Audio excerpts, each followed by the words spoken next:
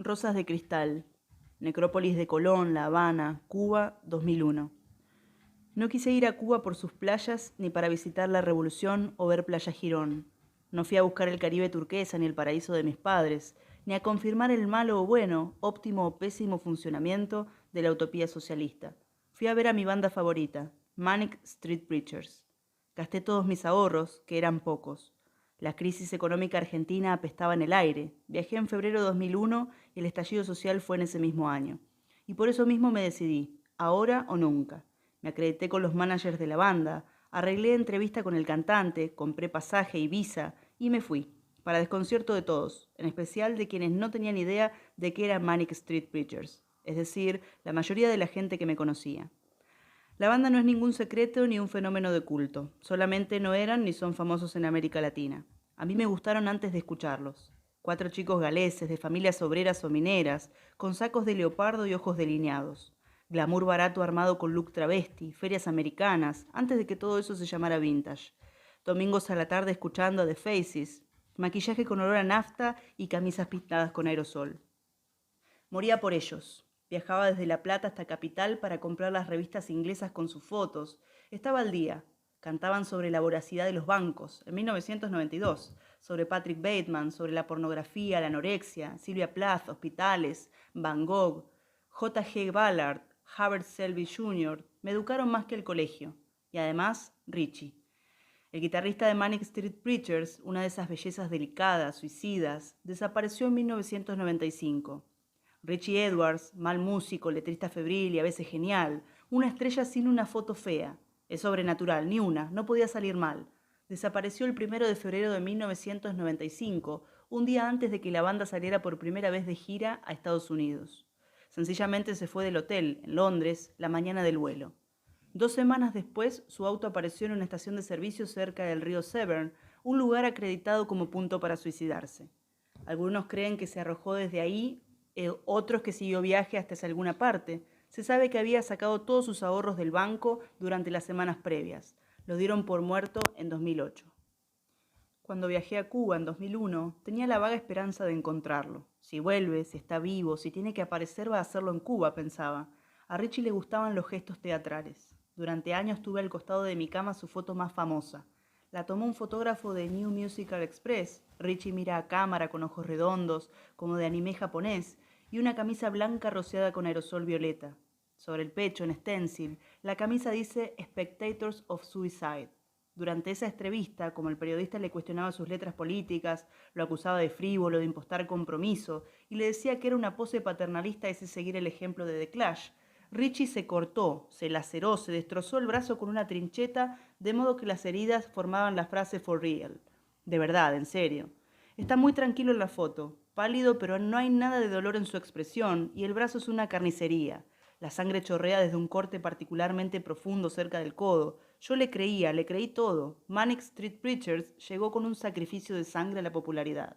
No hay nada que me cause más respeto.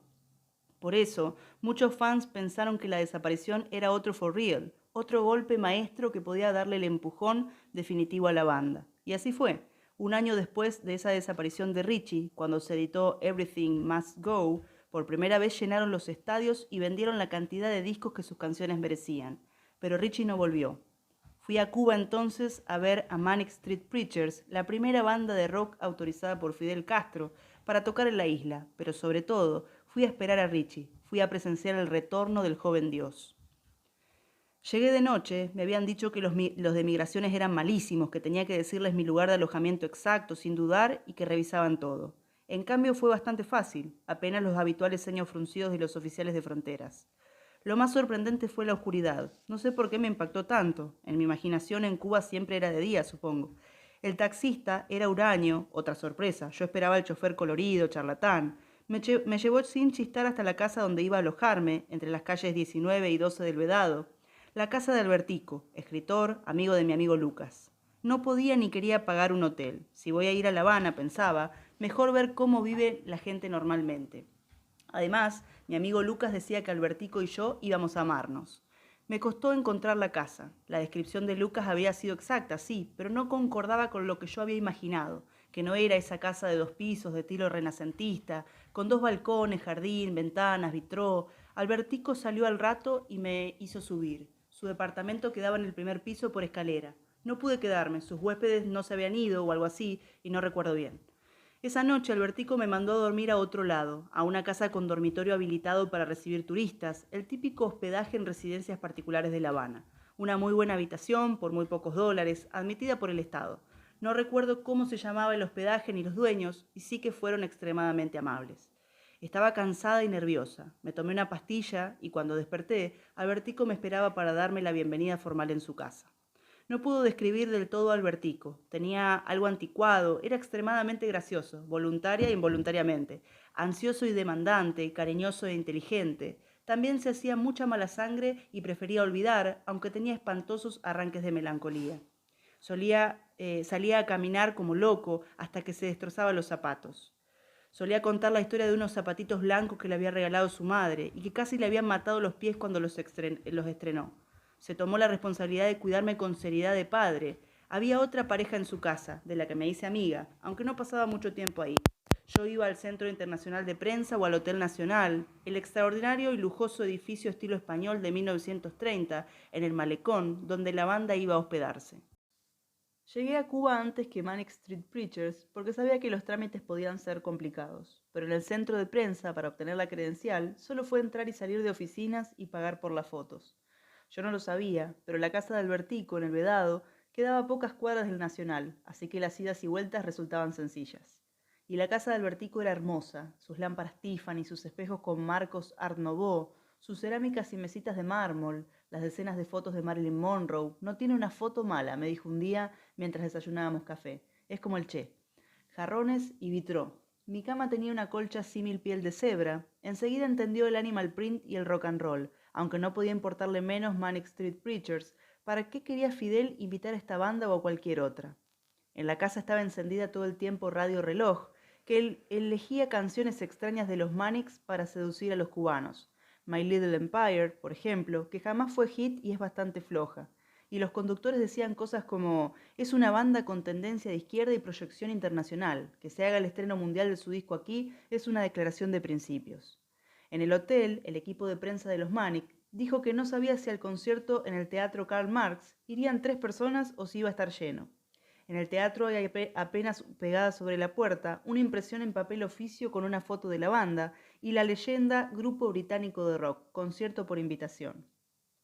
Como nadie los conocía en la isla, iban a llevar a chicos de escuelas secundarias, a trabajadores sociales y a gente de la cultura, además, claro, de la prensa internacional. De eso la banda y los periodistas nos enteraríamos bastante después. Al principio, se creía que iban a vender entradas a 25 centavos de peso cubano, precio algo más que simbólico, casi fantasmal. Con ese monto no se podía comprar ni aire. Hubo en todo el viaje, igual que en los siguientes que hice a Cuba, cierto porcentaje de caos e improvisación, aparte de la alerta absoluta para incorporar información, ya que en La Habana se da por sentado que todo lo sumamente extraño que sucede es normal. Albertico era como el rey de La Habana en ese sentido. Mientras su novio y su ayudante acarreaban bolsas de cal y arena para terminar de construir un piso de arriba que él imaginaba veneciano, lo hacían al mediodía bajo el sol, a la vista de todos, saludando a los vecinos, él me explicaba que si los atrapaban irían presos porque estaba prohibido construir. ¿Y entonces no era mejor esconderse? Risa y ven, Mariana, que te muestro algo. Entonces subía corriendo las escaleras y me leía uno de sus cuentos extraordinarios. Cuentos para chicos con un lenguaje tan frondoso, tan selvático y caleidoscópico que creo son pequeñas obras maestras.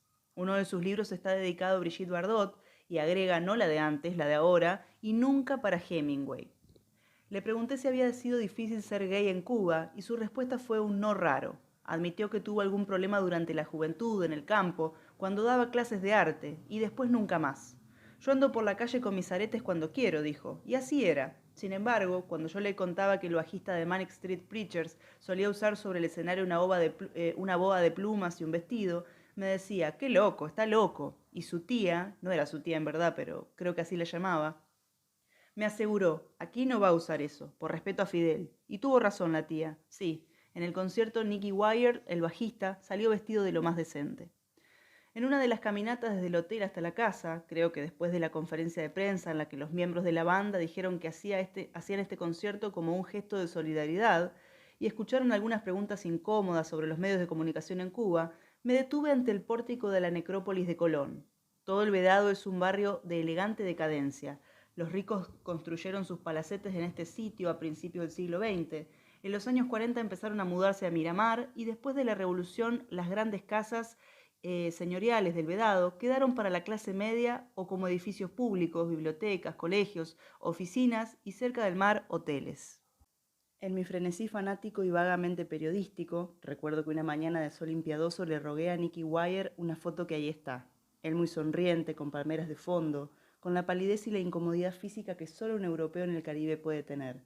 No le había prestado demasiada atención al cementerio, pero el Colón no es algo que pasa inadvertido. Es monumento nacional. A los cubanos les gusta creer que es tan espectacular como Staglieno o la Recoleta. El enorme pórtico de estilo bizantino está coronado por una estatua de mármol de Carrara de más de 20 metros de alto que representa las virtudes teologales. Enfrente del pórtico hay una cafetería decorada con banderines. El proyecto del arquitecto español Calixto Aureliano de Loira y Cardoso para este cementerio ganó un concurso y tenía un título excepcional: La pálida muerte entra por igual en las cabañas de los pobres que en los palacios de los reyes. El arquitecto fue también el director facultativo de las obras. La idea, un trazado de 5 cruces en alusión a las 5 heridas de Cristo. La cruz principal divide el cementerio en 4 cuadrantes o cuarteles designados por los puntos cardinales, y cada cuartel tiene 4 secciones cortadas por 2 avenidas, con una pequeña plaza circular en el medio. Con las ampliaciones probablemente este dibujo de ciudad de muertos se haya perdido. Como todo cementerio, el Colón fue inaugurado por un primer cadáver, y ese primer cuerpo fue el del propio Calixto, que murió después de concebir el diseño. Lo enterraron en una parte llamada Galería de Tobías, clausurada hace años, en 1872. Parece que el continuador, un tal Félix de Azúa, también se murió nada más que un año después, en 1873, con lo cual obviamente corrieron rumores sobre una maldición. Sin embargo, el caso del arquitecto Azúa no está confirmado y terminó el cementerio sin mayores trastornos Eugenio Raineri y Sorrentino, que vivió casi 50 años más. Murió en La Habana en 1922. Fue al tercer día de mi visita a La Habana, estoy casi segura, cuando Albertico me sugirió el paseo. Ya había terminado con mis actividades vinculadas a Manic Street Preachers, incluso había entrevistado al cantante James Dean Bradfield y le había preguntado muy atrevida si creía que Richie hubiese estado contento con esto y si pensaba en él. Me contestó amablemente, dijo que siempre pensaban en él. Para los fans es difícil comprender que Richie fue o es una persona y que fue amigo de sus compañeros de banda. En el hotel me pasé relojeando a hombres delgados de pelo oscuro, bajitos, de caderas estrechas como Richie. Y después pensaba, ¿y si está gordo como Morrison? Pero no, mi Richie nunca se hubiese dejado estar como ese gordo hippie. Ninguno se parecía a él, claro. Apenas habían pasado 7 años de la desaparición. No podía verse tan diferente. Y todos se veían diferentes. Los extranjeros, los cubanos, los turistas, los periodistas. Todavía puede aparecer en el recital, pensaba yo mientras almorzaba en el hotel, uno de los pocos lugares con comida francamente deliciosa en aquella zona de la ciudad. Después iba a descubrir los paladares con Albertico. Me acuerdo de una cena con 6 tipos distintos de langosta en una habitación sin ventanas por si caían los inspectores. El Paladar, un restaurante familiar con 1 o 2 mesas en una casa particular, era clandestino. Había otros legales, me dijo Albertico, pero no servían una langosta tan buena. Comimos hasta llorar. Después, esa noche, él siguió llorando y se acarició la panza sobre su remera batik verde, sentado en una mecedora, y me dijo: «Ay, Mariana, si estuviera hinchada así por un niño». Mi decisión de no tener hijos lo enfurecía un poco. Era lo único que lo enfurecía. Le quemé la bomba eléctrica de agua caliente un día antes de su cumpleaños y no quiso aceptar mis $, para repararla. Solo me miró por arriba de sus anteojos, sus espejuelos, de marco negro, y me pidió que le tirara, así dicen los cubanos, una foto para que se conservase por siempre el recuerdo de su benevolencia. Se enojaba si llegaba muy tarde, pero él faltaba horas y nadie se sorprendía por su ausencia. Somos muy informales los cubanos, me decía. El cubano es una caja de sorpresas. Puede volver ahora, como a las 7 de la noche, a las 11, y nunca se sabe. Aprendí pronto que a la noche era una marca temporal muy laxa y amplia, que abarcaba desde la caída del sol hasta entrada la madrugada. El tercer día, entonces, estábamos comiendo un mango y yo escuchaba las anécdotas más truculentas sobre el peor momento del periodo especial en Cuba, a principios de los 90. Fue entonces que Albertico me preguntó si quería ver el cementerio. Le dije que amaba los cementerios, que por favor. Partimos, casi corría tras Albertico, el hombre más rápido que yo haya conocido. Tenía algo de fauno con su aspecto barrigudo y atemporal, las mejillas de un chico de 6 años, el pelo raleado y todavía algo rubio, una edad indefinida entre los 30 y los 50. No puedo reproducir cómo contaba Albertico las historias del Colón. Su forma de hablar, que no se parecía a nada, era veloz y emocionante, y uno podía morirse de risa o de llanto. Me acuerdo de esas historias, también de la entrada, muy rápida. Hay que pagar si uno visita el cementerio como turista, apenas $1 cubano, pero Albertico no quería que yo entregara nada ni ese precio simbólico. Entonces, para que pareciésemos deudos destrozados, me hizo bajar la cabeza, caminar con pesadumbre y medio esconder de los guardias mi ropa definitivamente no cubana. Yo andaba con borceguíes en medio del calor luminoso de la isla. Nos encontramos con un conocido que empezó a rezongar, a decir que el cementerio lo venían saqueando desde hacía 40 años, que no quedaba panteón sin saquear y que había ladrones. Albertico se despegó de él con una mirada llena de desprecio y me arrastró. ¡Qué imbécil!, dijo, y lo entendí. Albertico vivía en un mundo hermoso y a ese mundo te llevaba y ahí la realidad no era importante. No era un mecanismo de defensa ni ninguna tontería así, era una decisión. Albertico también tenía su lado oscuro y con eso era suficiente, no hacía falta oscurecer lo demás.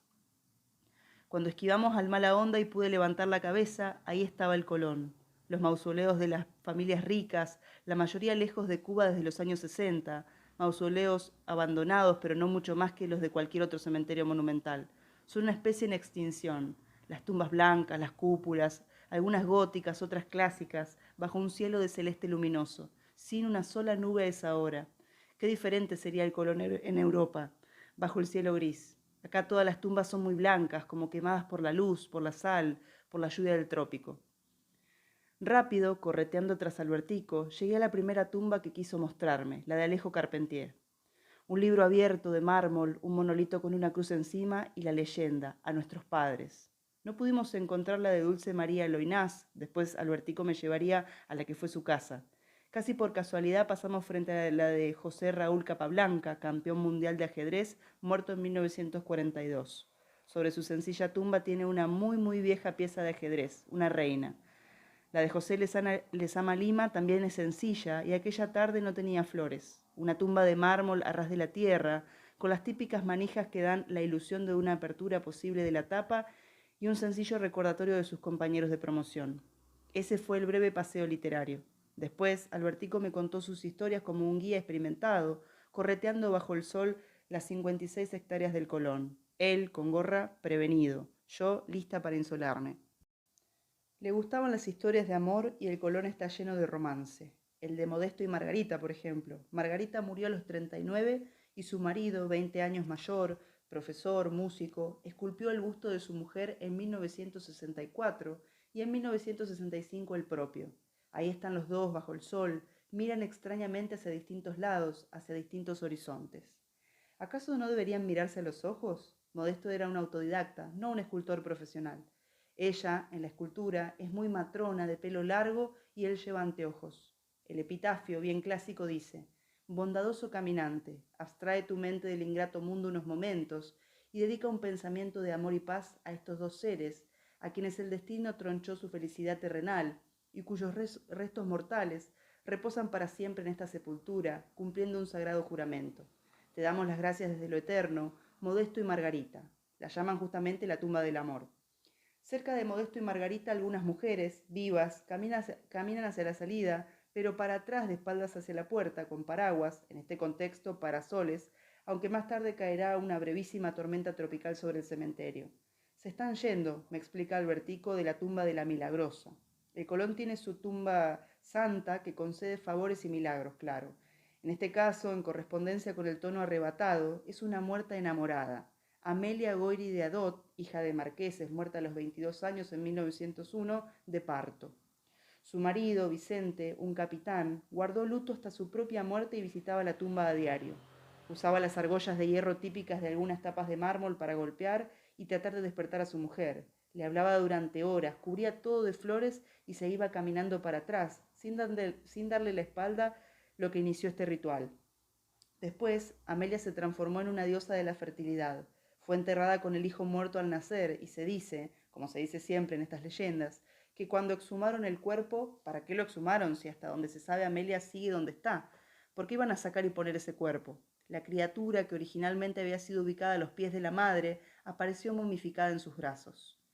Las mujeres se acercan para solicitar fertilidad. Curioso que se la pidan a una madre tan desdichada.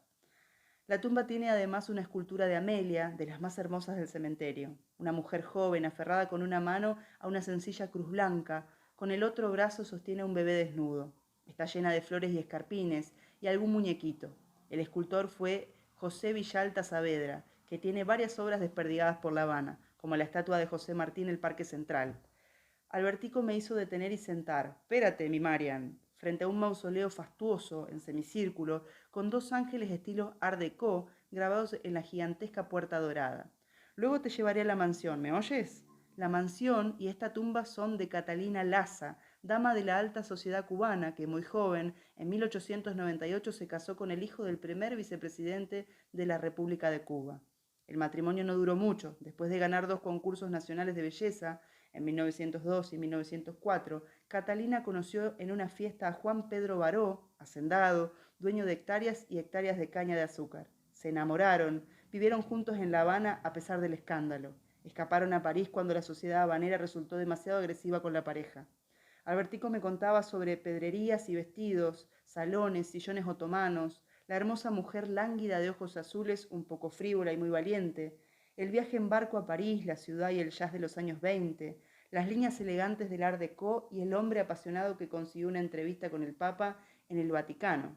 Benedicto XV anuló el matrimonio Laza-Baró.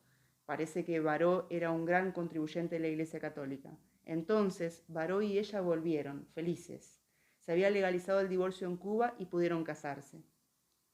La mansión de Catalina Laza, rosada, renacentista, diseñada por los arquitectos Gobantes y Gavarrocas, era vecina de Albertico en el Paseo y 19. Él podía quedarse varios minutos contemplándola, pensando en sus tesoros, en los pisos de mármol gris y naranja, las lámparas francesas, las ánforas y vitrinas, la escalera con pasamanos de plata, los vitrales de Gaetán Janin, los jardines ideados por un paisajista francés, el cristal de Murano. La propia casa de Albertico quería ser una réplica modesta de la de Catalina, el sueño de un pasado mítico de mujeres de pelo corto y talle alto, que ríen entre el champán de fiestas eternas, esas mujeres de Gatsby en el Caribe. Cuando Baró y Catalina finalmente se casaron, hasta el presidente cubano fue a la fiesta. Baró le regaló a su novia una rosa creada de un injerto realizado por exclusivos horticultores, entre rosada y amarilla, única. Durante años fue moda en La Habana que las novias llevaran una flor así. Catalina murió en 1930 en París. Su cuerpo volvió embalsamado y esperó un año para ser enterrado en la necrópolis de Colón. Baró había comprado una carísima parcela frente al mausoleo de los bomberos, establecido en honor a las víctimas de un incendio en Centro Habana en 1890. Plantó primero 2 palmeras. El de los bomberos es el monumento funerario más alto del cementerio, y Baró quería que con los años los árboles lo superaran en altura y en consecuencia su parcela fuese la más esbelta de todas. Encargó después de la construcción un mausoleo art déco y se ocupó de la cantidad de detalles, los vitrales del mítico René Lalique, que incluían la famosa rosa y que según diera el sol reflejaban la flor amarilla sobre las lápidas y un bloque de hormigón sobre la tumba de Catalina para que no fuera ultrajada porque la enterró con sus joyas. 2 años después del entierro, Baró habría dejado un ramo de rosas con el nombre de Catalina, pero de piedras preciosas o cristal de roca rojo, no está claro. Ven, miremos mi Marianita. De la mano nos asomamos a los opacos vidrios del mausoleo semicircular. Nada. Es imposible ver si existe esa rosa de cristal apenas si se ve algo adentro. Nos rendimos rápido porque está por llover y no tenemos paraguas y yo tengo que bañarme para ir al show de Manic Street Preachers. Hace poco vi en internet que el mausoleo de Catalina Laza fue saqueado, pero no confío en internet ni en los blogueros cubanos denunciantes. Quizá cuenten la verdad. Lo comprobaré cuando vuelva a la necrópolis de Colón cuando visite Albertico. El show esa noche me pareció muy corto. El público, muchos chicos de escuelas primarias y secundarias, agitaba banderas rojas con las fechas del show y el nombre de la banda. Sin la convicción de las canciones, sin la emoción de los pocos fans periodistas por verlos tocar tan bien, sin la presencia de Fidel Castro, ubicado en el centro del palco, habría sido un evento algo extraño, pero fue genial, intenso, bastante incomprensible. Fidel no fue antes del bis, una versión bien popular de rock and roll music, que la gente se atrevió a bailar, antes apenas habían movido los bracitos en sus asientos. Porque por fin se fue el comandante, me dijo una chica. No nos revisaron para entrar en el teatro, pese a que estaba prevista la presencia de Fidel, aunque no se había anunciado públicamente. Cuando le comenté esto a Raúl, uno de los albañiles que le estaban construyendo a Albertico su ilegal fantasía veneciana, me dijo, pues claro, no le hacía falta porque a Fidel no se lo puede matar. ¿Cómo que no se lo puede matar? Que no, él se morirá cuando se muera, pero matarlo no pueden. Ya lo intentaron hasta con una cotorra. ¿Con una cotorra? Sí, iba directo hacia él, llevaba una bomba adentro. ¿El pájaro? Sí, ¿me entiendes? Una vez encontró un caracol muy bonito en la playa, el más bonito que había visto, y tenía una bomba. Una vez le regalaron una lapicera única, pero estaba preparada para que cuando apriete el pistón saliera una espina con el veneno más potente que hay. Cuando quisieron matarlo con una cámara, la mandó a sacar, y tenía razón, estaba cargada. Antes hablaba con muchos micrófonos y distinguió uno que estaba cargado con 440 watts. Antes de tocarlo, lo mandó a sacar. No se lo puede matar, muchacha. Estábamos sentados en uno de los balcones, Raúl fumaba. Me había contado que había estado en el Congo. No le gustaba hablar del Congo ni soñar con el Congo. Su sueño despierto era irse a Brasil. Había sido en África, en Angola, me dijo, donde Fidel había conseguido el antídoto contra la muerte. Se lo dio un santón local que lo bautizó en la selva vestido de blanco. Al escribir esto están muertos Néstor Kirchner y Hugo Chávez, pero Fidel sigue vivo, con su larga barba y sus largos dedos. Yo creo en la historia del grupo africano. La fiesta después del show fue larga y yo estuve muy tonta. Me abracé con James Dean Bradfield, el cantante, y le dije que lo amaba. Alguien dijo que podía venir Maradona. Estaba recuperándose de su adicción en la isla. Pero fue una falsa alarma. La banda se deprimió. Un periodista noruego de una belleza absolutamente insólita, de más de 2 metros de altura, dijo que había temido por Fidel Castro, que estaba muy impresionado por la falta de seguridad. Simón, un periodista inglés, dice que Castro está usando a la banda, pero que le parece justo porque la banda a su vez está usando a la revolución. Ninguno entiende de todo lo que pasa. Me preguntan a mí, soy argentina, como el Che Guevara. Se supone que comprendo este proceso político. Les doy clases con arrogancia latina. Me pongo altanera y me porto horrible. Siento que lo merecen. Después me da vergüenza y me emborracho con guarapo de caña de azúcar. En los jardines del Hotel Nacional espero que aparezca Richie, pero apenas veo a plomos y periodistas y deportistas. Todos abrazan a chicas que se ríen entre los árboles. Richie no va a venir. Richie está muerto. 7 años después, la justicia británica llegó a la misma conclusión que yo y lo declaró legalmente muerto. Ya no tengo sus póster en la pared y cuando veo las viejas fotos, veo a un chico, a un jovencito de 27 años, que me parece femenino y cerval, que nunca pudo hacerse hombre. Hay mucho más en la necrópolis de Colón, pero todo tuve que descubrirlo sola en otro viaje. En mi siguiente visita, apenas un año después, no pude sugerirle a Albertico volver al cementerio. Una mañana salió con su sombrero y su camisa amarilla y sus pantalones blancos y volvió llorando. Corrió hasta su cama como una actriz trágica. Su novio se me acercó y me dijo, a ver si le compras algo que le guste en la tienda de dólar. Estuve dudando entre una lata de atún y un chocolate y elegí el chocolate. Esa tarde Albertico había ido al cementerio a desenterrar a su madre. Suele hacerse en todo el mundo. Después de algunos años, los huesos se retiran para hacer lugar. No me dio muchas explicaciones, solo subrayaba lo espeluznante y doloroso del asunto. Ese año recorrí el Colón sola y encontré la tumba del doble 3. Es la escultura de una ficha de dominó gigante, con 3 orificios floreros a cada lado para las ofrendas. Parece que la muerta cayó fulminada durante una partida de dominó, cuando creía que iba a ganar con el doble 3 en la mano. También vi la tumba de Janet Ryder, la fundadora de la Sociedad Protectora de Animales, y su perra. Una escultura de mármol de la mujer muerta bajo una sábana, con los ojos cerrados, y a sus pies un hermoso animal acurrucado con los ojos tristes. Bajo sus patas se lee, fiel hasta después de muerta, Rinti. Como casi todos los cementerios de este tamaño, el Colón tiene a un enterrado de pie, un hombre que estuvo preso por matar al alcalde de Cienfuegos, que en la cárcel enamoró a una mujer rica y llegó luego a legislador. Encontré también en el panteón de José Manuel Cortina al ángel de Monteverde, que insisten e insisten en que es un ángel femenino, y yo insisto e insisto en que los ángeles no tienen sexo. Es la escultura funeraria más repetida, más omnipresente, más perturbadora. Albertico nunca me contó historias de fantasmas en el cementerio. No sé si le gustarían. Cuando se quedaba en la casa por la noche me hablaba de sus viajes a Brasil y de Estela Raval, su ídolo después de Marilyn. O me leía sobre la cama con colcha, Animal Print, un cuento sobre una vaca que recorre el mundo, pero vuelve a La Habana. Ese cuento nos hacía llorar a todos, a mí, a él, a nuestros amigos Norma y Gustavo, y me recordaba las postales pintadas a mano que él me mandaba sin falta para Año Nuevo, como una manera de decir acá estoy, todavía en mi ciudad y en mi casa. Albertico me dedicó su cuento La frenética historia del bolotruco y la cacerola encantada, llamándome la pequeña beba del sur. Yo le mandaba CD de Estela Raval y revistas pornos, artículos difíciles de conseguir en La Habana. Los discos de Estela menos, pero como todo fan, Albertico tenía gustos específicos. A veces lo llamaba, era difícil encontrarlo y sobre todo sentía que podía desentenderme de él porque Albertico nunca estaba solo. Tenía cofradías internacionales de amigos, algunos eran millonarios, una vez lo llevaron a Venecia. Me mandó un mail desde ahí, escribió que la ciudad era como yo le había contado y aún mejor. Ese mail llegó un día bastante patético para mí y me hizo feliz, como hace feliz sentirse recordado y querido. Me enteré de que Albertico había muerto por un mail de Norma, amiga mía, amiga de él. Hablamos toda esa noche. Se sabe que los vecinos, asombrados porque hacía días no lo habían visto hacer sus frenéticas caminatas, se asomaron a la ventana de la habitación y lo encontraron muerto. Vieron algo muy feo, eso dijeron. Fue muerte natural, dijeron. Hubo sospechas de crimen, faltaban cosas en la casa. Albertico tenía tantas cosas, cajones llenos de antibióticos, televisores diseminados, DVD. Creo que la investigación no avanzó y hace mucho que no me comunico con su hermana, que tenía grandes sospechas. Ella por su parte logró recuperar la casa y la perra y la gata. Durante muchos días pregunté dónde lo habían enterrado, pero en parte por la conmoción nadie me contestaba.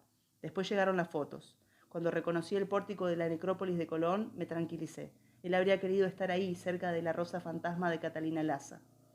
El ataúd era muy modesto, de madera, pintado de negro. No sé si pudieron comprarle uno mejor o si en Cuba no se compran ataúdes o si en realidad esos detalles no le importaban a nadie, pero a él le gustaban tanto los objetos hermosos.